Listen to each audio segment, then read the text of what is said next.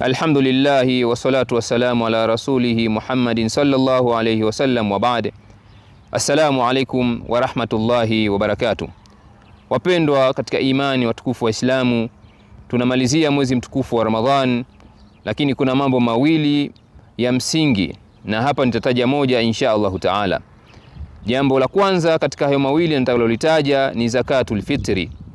Ni kuweza kutoa kiwango cha mali kwa ajili ya wenzetu na kwa ajili yetu wenyewe. Kwa iliyopokewa kutoka kwa Ibn Abbas radhiallahu ta'ala anhu, anasema kwamba imewekwa sheria zakatul fitri kwa ajili ya mambo mawili: taharatan lis-saimi wa tu'matan lil-masakin. Kwamba tunatoa zakatul fitri kwa ajili ya kujitaharisha sisi wenyewe wafungaji. Sisi kama wanadamu kuna mambo tulighafilika nayo katika mwezi mtukufu wa Ramadhani.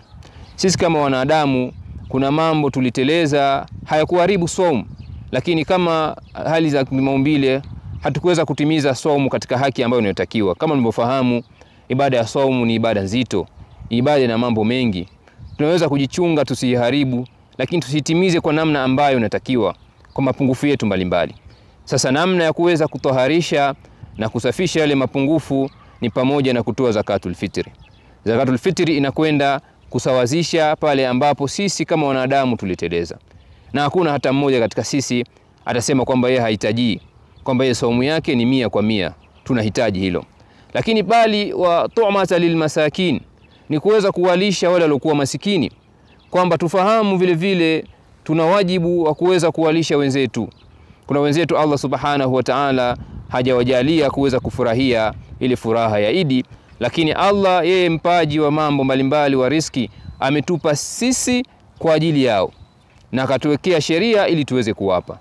Kwa hivyo ufahamu vile vile unao wajibu wa kuweza kutekeleza hii sunna ya kuweza kuwalisha wenzako ambao Allah subhanahu wa ta'ala hakuweza kuwajalia.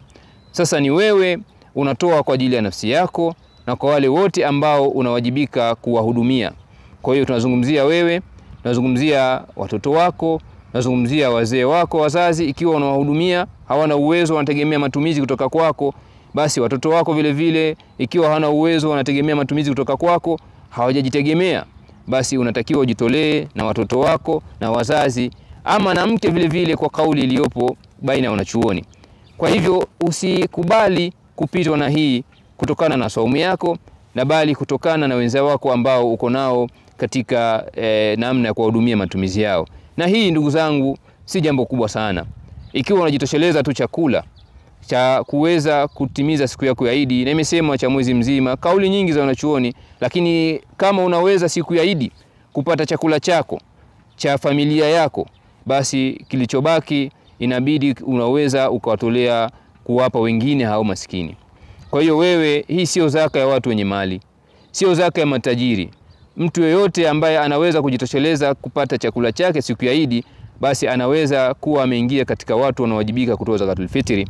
Na kama nilivyosema, ni kwa ajili yako wewe mfungaji na ni kwa ajili ya hawa maskini, na unatoa kwa nafsi yako na kwa hawa ambao unaowajibika kuwahudumia.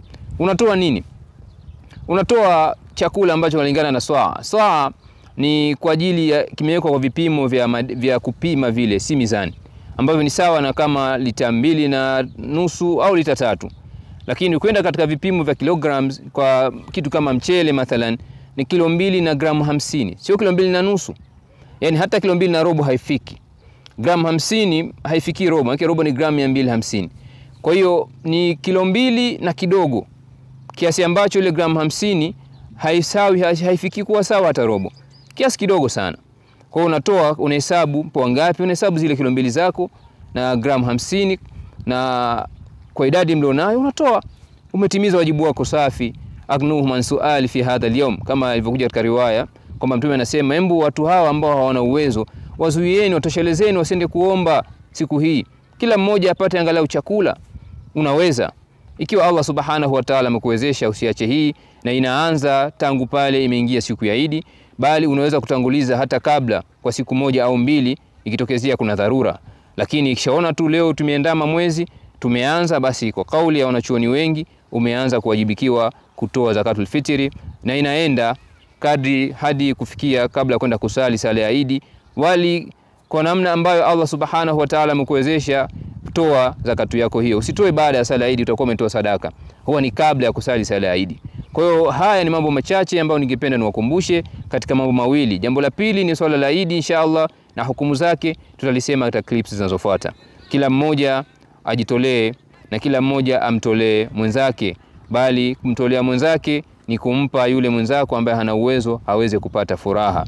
Na wale ambao wamejaliwa uwezo, wamefunga, mnafahamu funga zetu zina mapungufu mbalimbali, tunahitaji zifike kwa Allah subhanahu wa ta'ala zikiwa kamili, zikiwa ziko safi kabisa, zimetoharika. Toa zakatul fitri kilo 2 na gramu 50 tu. Umeshindwa, basi muombe Allah subhanahu wa ta'ala akupe taufiki inshallah ta'ala, na sio utajiri, ni jambo dogo tu. Chakula chako unacho cha siku ya Eid, basi unaanza kuangalia tupo ngapi, kila mmoja mtolee. Hata yule ambaye bado ni mtoto amezaliwa, yani amezaliwa kichanga, wanaingia katika watu wako inshallah ta'ala. Hatutaji hukumu nyingi kwa sababu mambo ni mengi, tunataka kuhimizana. Kuna swali, kuna chochote, tuandikie hapo chini, tuulize, tutakujibu zaidi na zaidi.